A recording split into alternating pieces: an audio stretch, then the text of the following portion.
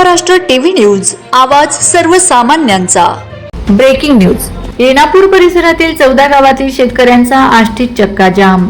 शेतकऱ्यांवरील गुन्हे मागे घेण्याची मागणी। गुन्हे मागे घेतल्याशिवाय आंदोलन मागे घेणार नाही।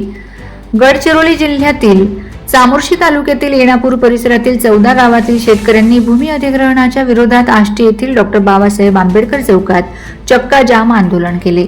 या आंदोलनामुळे चंद्रपूर, आलापल्ली, गडचिरोली, चामोर्शी मार्गावरील वाहतूक काही काळ ठप्प झाली होती।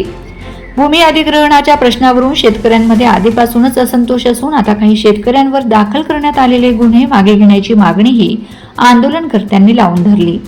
शेतकऱ्यांवर दाखल झालेले गुन्हे तातडीने मागे घेण्यात यावेत अशी मागणी यावेळी करण्यात आली।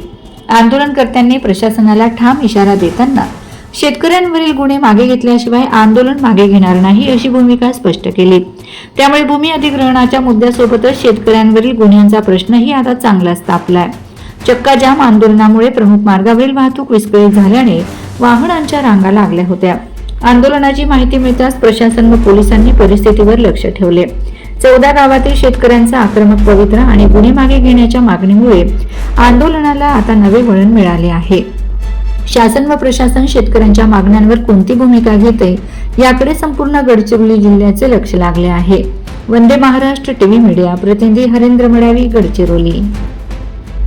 वंदे महाराष्ट्र टीव्ही न्यूज, आवाज सर्वसामान्यांचा। अशाच नवनवीन बातम्या पाहण्यासाठी आमच्या चॅनलला सबस्क्राइब करा, बेल आयकॉनला क्लिक करा।